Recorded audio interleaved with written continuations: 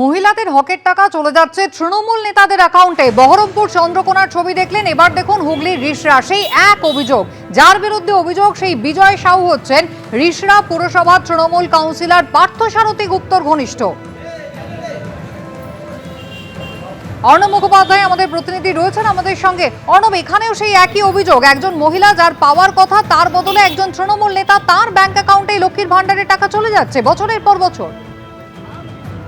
অবশ্যই দেখো, যেটা জানা যাচ্ছে যে শ্রীরামপুর থানায় একটি অভিযোগ দায়ের হয়েছে এবং এক ভদ্রমহিলা তিনি অভিযোগ করেছেন যে তিনি লক্ষ্মীর ভান্ডারের জন্য আবেদন করেছিলেন, কিন্তু লক্ষ্মীর ভান্ডারের কোনো টাকা তার কাছে ঢোকে না। তিনি কাউন্সিলরের সঙ্গে যোগাযোগ করেন এবং কাউন্সিলরের সঙ্গে যোগাযোগ করার পর তাকে 1 লক্ষে কিছু টাকা দেওয়া হয়, কিন্তু তার অ্যাকাউন্টে কোনো টাকা ঢোকেনি এবং কাউন্সিলর, এই 1 নম্বর ওয়ার্ডের কাউন্সিলর, তাকে বারণ করেছিলেন যে এই কথা অন্য কারোকে বলার জন্য। উল্টে যেটা এই ভদ্রমহিলা যিনি হচ্ছেন উর্মিলা দেবী, তার যেটা অভিযোগ যে তিনি কাউন্সিলরেরই এক আত্মীয়, তার অ্যাকাউন্টে এই টাকাটা চলে যাচ্ছে এবং যার অ্যাকাউন্টে যাচ্ছে তিনি হচ্ছেন একজন পুরুষ। কাউন্সিলরের একজন আত্মীয় যিনি হচ্ছেন পুরুষ, তার অ্যাকাউন্টে লক্ষ্মীর ভান্ডারের টাকা যাচ্ছে, অথচ যিনি আবেদন করেছিলেন তার অ্যাকাউন্টে কোনো টাকা আসছে না। কাউন্সিলরের দ্বারস্থ হলে তিনি সামান্য কিছু টাকা দিয়ে আবার মুখ চাপা দেওয়ার চেষ্টা করছেন বা বিষয়টি ধামা চাপা দেওয়ার চেষ্টা করছেন, এমনটাই অভিযোগ। এবং এই মর্মে শ্রীরামপুর থানায় একটি অভিযোগ দায়ের করেছেন। এখন পুলিশ পুরো বিষয়টি তদন্ত করে দেখবে। তো স্বাভাবিকভাবে এই পরিস্থিতিতে যেরকম লক্ষ্মীর ভান্ডার পাওয়া অনেক তোমার এই ধরনের লক্ষ্মী ছেলেদের দেখা পাওয়া যাচ্ছে তথাকথিত, ঠিক সেই রকম ভাবেই কিন্তু এরকম আরেকটি অভিযোগ উঠেছে এবং এটা নিয়ে রাজনৈতিক চাপানুতরও কিন্তু চলছে। অনেক ধন্যবাদ। রাজমিস্ত্রি গাড়ি চালক থেকে একেবারে তৃণমূল আমলে কোটি কোটি টাকার মালিক হয়েছেন বাদুড়িয়া পুরসভার চেয়ারম্যান দীপঙ্কর ভট্টাচার্য। তৃণমূল নেতা গ্রেফতার হতেই মুখ খুলেছেন স্থানীয় বাসিন্দাদের একাংশ। সরকারি প্রকল্পে কাটমানি, বেআইনি টোল ট্যাক্স, লোটোর কারবার থেকে তৃণমূল নেতা দেদার টাকা তুলেছেন বলে তাদের অভিযোগ। বাড়ির কাছে কম্পিউটার সেন্টারে মিলেছে নগদ ৮০ লক্ষ টাকা। তারপর পাটক্ষেত থেকে একের পর এক বস্তায় ২,২৪ লক্ষ টাকা। গ্রেপ্তার হয়েছেন বাদুড়িয়া পুরসভার তৃণমূলের চেয়ারম্যান দীপঙ্কর ভট্টাচার্য। তারপর থেকেই সামনে আসছে তার নানা কীর্তি, থুরি, কুকীর্তি। তৃণমূল জমানায় রাজমিস্ত্রি থেকে রকেট গতিতে উত্থান হলো কি করে, তা নিয়ে মুখ খুলছেন স্থানীয়রা। মারধর, খুনের হুমকি, ত্রাণ সামগ্রী লুট, আবাস যোজনায় কাটমানি, বেআইনি টোল ট্যাক্স, বেনামে চোলাইয়ের দোকান, লোটোর কারবার। বাদুড়িয়ার ধৃত তৃণমূল নেতার বিরুদ্ধে অভিযোগের পাহাড়। আমার কাছে টাকা নিয়েছে, ঘরের টাকা, এখনো পর্যন্ত আমি ঘর দেবে বললে এখনো দিইনি। আমার ব্যাংকে টাকা থাকে, সেই টাকাও আমার তুলি নেয়। সোমবার গ্রেপ্তার হয়েছেন উত্তর ২৪ পরগনার বাদুড়িয়া পুরসভার চেয়ারম্যান দীপঙ্কর ভট্টাচার্য। সোমবার তার পার্টি অফিস ও বাগানবাড়ি থেকে ৪,০০০ সরকারি ত্রিপল উদ্ধার হয়। দীপঙ্কর ভট্টাচার্য গ্রেফতারির পরই সম্ভবত এই গর্তগুলো করে টাকাগুলো রাখা হয়েছিল, যাতে তদন্তকারী আধিকারিকরা তার সম্পত্তি বা তার যে টাকা রয়েছে সেই উৎস সেটা কোনোদিন খুঁজে না পায়। কিন্তু তার সত্ত্বেও এই টাকা রিকভারি হয়েছে। স্থানীয় গ্রামবাসীরা বলছেন আরো অনেক সম্পত্তি, সোনা এবং টাকা বিভিন্ন জায়গায় রয়েছে, সেগুলোর খোঁজেও তল্লাশি অভিযান শুরু হবে। এনার তো দুর্নীতির শেষ নেই। একজনের ঘর আর একজনের কাছে বিক্রি করা থেকে শুরু করে কাটমানি তো অসংখ্য, ৩০,০০০, ৪০,০০০, যার কাছ থেকে যেমন নিলে হয়, এবং টাকা না দিলে তাকে ভয় দেখানো, তাকে জেলের ভয় দেখানো। স্থানীয়দের দাবি, এই দীপঙ্কর ভট্টাচার্য একসময় রাজমিস্ত্রির কাজ করতেন, গাড়ি চালাতেন। তৃণমূলের আমলে আচমকাই রকেট গতিতে উত্থান, রাতারাতি কোটি কোটি টাকার মালিক হয়ে যান দীপঙ্কর। ২০২২ সালে বাদুড়িয়া পুরসভার চেয়ারম্যান পদও পান। তৃণমূল নেতা গ্রেপ্তার হতেই মুখ খুলেছে এলাকাবাসী। ইনি কাউন্সিলরদের নির্দেশ দিতেন যে বেনামে চোলায় মদের দোকান খুলতে, সেখান থেকে টাকা তুলতেন, এবং লোটো কাউন্সিলররা যেসব কাউন্সিলরদের নির্দেশ দিতেন সেসব কাউন্সিলররা বেনামে সেসব লোটো খুলে লোটো চালিয়ে সাধারণ মানুষের টাকা আত্মসাৎ করে এই চেয়ারম্যানকে দিতেন। আশেপাশে যে জমি বিক্রি হতো, সেই জমিগুলোকে যাতে বিক্রি না করতে পারে সেইভাবে প্রথমে চেষ্টা করে আটকে দিয়ে, তারপরে ওর কাছে যখন শরণাপন্ন হয় তখন ওখান থেকে লাখে লাখে টাকা কাটমানি খায়। অভিযোগ, এলাকার ত্রাস ছিল দীপঙ্কর আর তার দলবল। মুখ খুললেই জুটত মারধর, হুমকি। জানালে হুমকি দেয়, চেয়ারম্যানের লোক এসে হুমকি দেয়, আমাদের মার্ডার করে দেবে, মেরে দেবে, এরকম হুমকি দেয়। পুলিশের ভয় থেকে তুলে নিয়ে যাবো। আমরা যেই বলতে যাবো পুলিশ দিয়ে তুলবো, এই ভয়ে আমরা কিছু বলতে পারি না এবং আমাদের কণ্ঠ রোধ করে রেখে দেয় এইভাবে। রাজ্যে পালাবদলের পর সেই একদা দাপুটে দীপঙ্কর এখন শ্রীঘরে। তার আরও কুকীর্তি কি এখনো মাটি চাপা রয়েছে, তা কি সামনে আসবে সেটাই দেখার। ময়ূক ঠাকুর চক্রবর্তীর রিপোর্ট, এবিপি আনন্দ।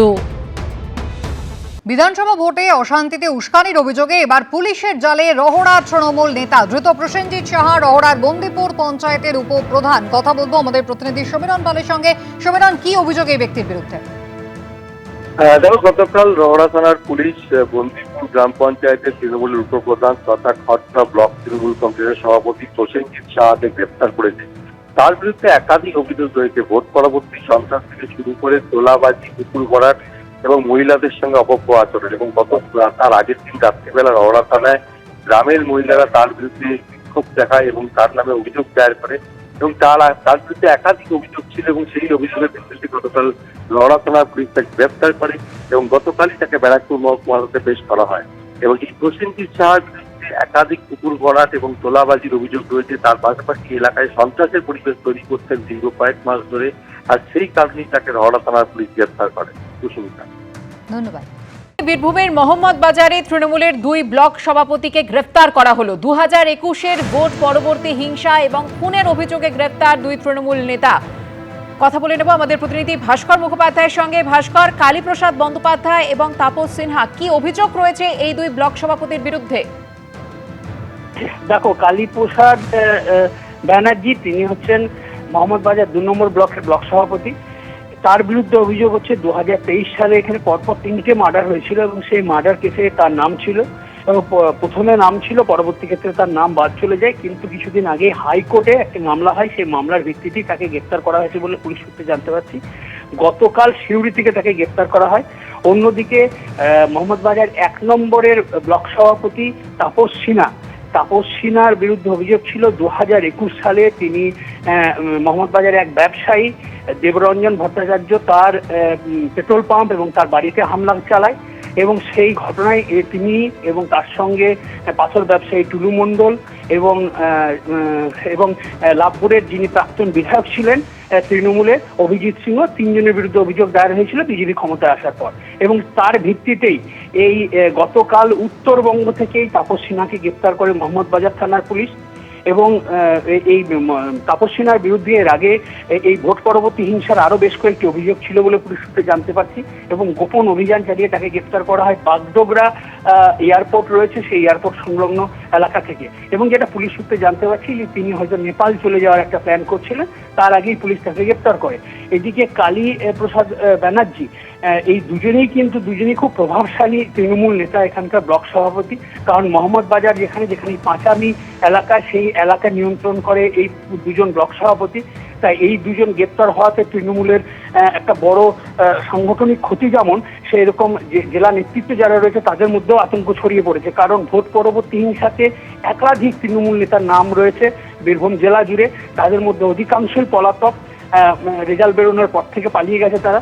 পুলিশ তাদের খোঁজ চালাচ্ছে এবং এই মুহূর্তে 2 জনকে গ্রেপ্তার করা হয়েছে। আজকে কালীপ্রসাদ ব্যানার্জিকে সিউড়ি জেলা আদালতে তোলা হবে। ধন্যবাদ ভাস্কর। ফের তৃণমূল কর্মীর দোকান থেকে প্রচুর সরকারি ত্রাণ সামগ্রী ইতিমধ্যেই বাজেয়াপ্ত হয়েছে। ছবি আপনাদের দেখাই, দক্ষিণ 24 পরগনার সাগরের ছবি দেখতে পাচ্ছেন।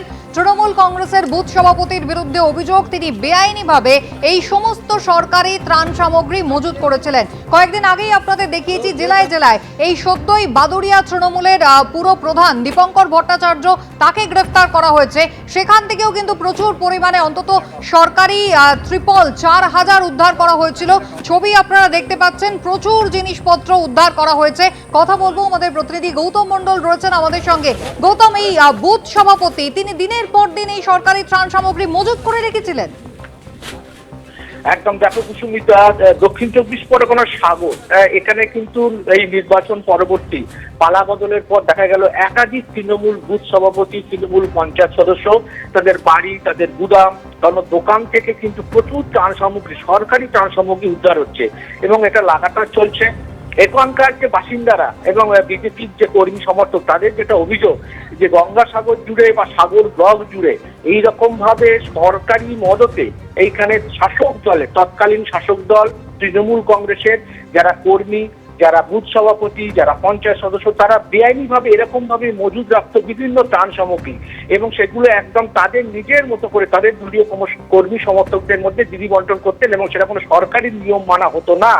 এবং আমরা দেখলাম গত কয়েকদিন লাগাতার সাগরের বিভিন্ন জায়গা থেকে প্রথমে রুদ্রনগর, তারপরে মুড়িগঙ্গা ২, আজকে আমরা দেখতে পাচ্ছি রামকর চক সেই ৬৫ নম্বর বুথের যিনি বুথ সভাপতি তৃণমূলের দেবাশিস মাইতি, তার বিরুদ্ধে যেটা স্থানীয় বাসিন্দাদের অভিযোগ যে তিনি ভূপতি মাইতি নামে এক ব্যক্তি আছেন, তিনিও তৃণমূল কর্মী, তার দোকানের মধ্যে এই ত্রাণগুলো মজুত করেছিলেন, প্রচুর পরিমাণে ত্রিপল, মাছের খাবার, চুন, মুরগির খাবার, এই সমস্ত যেগুলো সাধারণ মানুষের একদম প্রান্তিক কৃষকদের মধ্যে বন্টন করার কথা ছিল সরকারিভাবে, সেইগুলো তারা মজুত করে রেখেছিল।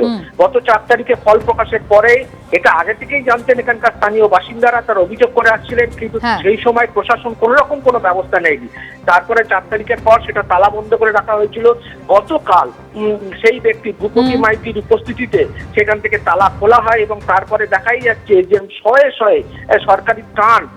একেবারেই, তবে সাগরে এই প্রথমবার নয়, এর আগেও কিন্তু সাগরে তৃণমূল নেতার বাড়ি থেকে দুর্গতদের জন্য প্রচুর বরাদ্দে ত্রাণ সামগ্রী উদ্ধার হচ্ছিল। গৌতম, ধন্যবাদ। পশ্চিমবঙ্গের ডাবল ইঞ্জিন, এবার কেন্দ্রের মতো রাজ্যেও স্বচ্ছতা অভিযান। যত্রতত্র আবর্জনা ফেলা যাবে না, প্রথমেই সচেতন করব, পরে জরিমানা। যেখানে সেখানে আবর্জনা ফেলা যাবে না, ৩ মাস সচেতন করব। আর কি বললেন পুরমন্ত্রী অগ্নিমিত্রা পাল, দেখুন। আমি ৩ মাস মানুষকে বলার চেষ্টা করব, বোঝাবার চেষ্টা করব, টিমওয়ার্ক হিসেবে কাজ করব, যাতে স্কুল, কলেজ এবং আমরা বড়রা রাস্তায় যাতে নোংরা না ফেলি। আমরা এই ব্যবস্থা শুরু করব, অ্যালার্ট অ্যাওয়ারনেস করা। 3 মাস বাদে কিন্তু আমি ফাইন শুরু করব। প্রত্যেকটা জায়গায় জায়গায় আমি ডাস্টবিন বসিয়ে দেবো। সারা পশ্চিমবঙ্গে আমি জায়গায় জায়গায় 100 মিটারের দূরত্বে আমি ডাস্টবিন বসাবো এই 3 মাসে। 3 মাস আপনাদের সময় দেব, কিন্তু 3 মাস বাদে কিন্তু রাস্তায় ময়লা ফেলা যাবে না। যদি আপনারা ফেলেন, সেটা চিপস হোক, ডাব হোক, আর থুতু হোক, আর পানের পিক হোক, 3 মাস বাদে কিন্তু ফাইন করা হবে। সারা রাজ্যে হবে, কারণ এটা কি বললাম যে স্বচ্ছ অ্যাপ এবং যে কোনো জিনিস আমাদের শহরকে সুন্দর রাখার জন্য। আমরা সিঙ্গাপুরে গেলে খুব ভদ্র, আমরা কিচ্ছু করি না। আমরা যখন কোয়েস্ট মলে যাই, সাউথ সিটি মলে যাই, আমরা খুব ভদ্র, আমরা কিচ্ছু করি না। কিন্তু বাইরে এসে আমরা চিপসের প্যাকেটটা রাস্তায় ফেলে দিই, এটা কিন্তু করা যাবে না। নিট থেকে সিবিএসই দ্বাদশের পরীক্ষা ঘিরে একাধিক বিতর্ক। দায় স্বীকার করে মুখ খুললেন কেন্দ্রীয় শিক্ষামন্ত্রী ধর্মেন্দ্র প্রধান। দায়িত্ব আমারও ছিল, যা অস্বীকার করতে পারি না। অব্যবস্থার জন্য চিন্তিত এবং দুঃখিত। গোটা বিষয়টি তদন্ত করতে আইআইটির বিশেষজ্ঞদের দল গঠন। কোনো অসঙ্গতি ধরা পড়লে কাউকে ছাড় নয়, কড়া বার্তা কেন্দ্রীয় শিক্ষামন্ত্রী।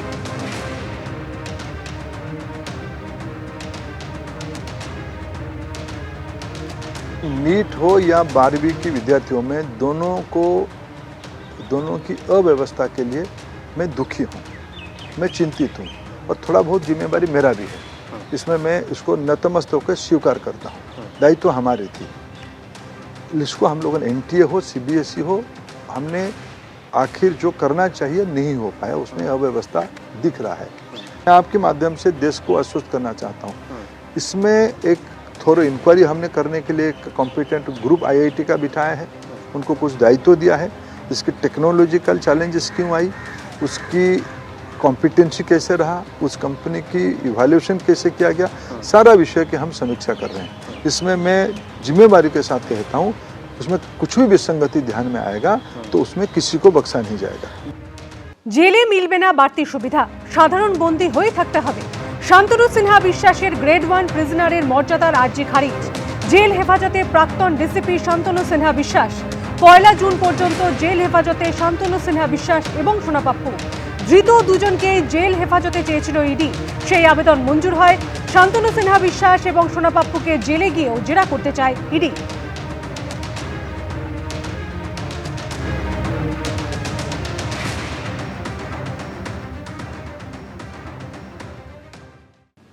নেতৃত্বে মমতা বন্দ্যোপাধ্যায়কে বদলানোর দাবি তুললেন দীর্ঘদিনের তৃণমূল কাউন্সিলর এবং কলকাতার মেয়র পরিষদ তারক সিং।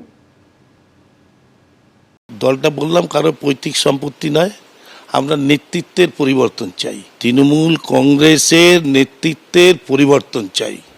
কার্যত মমতা হটাওয়ের দাবি। বিধানসভা ভোটে ভরাডুবির পর একেবারে মমতা বন্দ্যোপাধ্যায়কে নেতৃত্ব থেকে সরানোর দাবি তুললেন তারই দলের কাউন্সিলর তারক সিং। দলের জন্মলগ্ন থেকে তৃণমূলে তারক সিং 4 দশকের বেশি সময় ধরে তিনি মমতা বন্দ্যোপাধ্যায়ের সঙ্গী। কলকাতা পুরসভার 20 বছরের কাউন্সিলর, 16 বছর ধরে মেয়র পরিষদের দায়িত্ব সামলাচ্ছেন। তার ছেলে এবং মেয়েও তৃণমূলের কাউন্সিলর।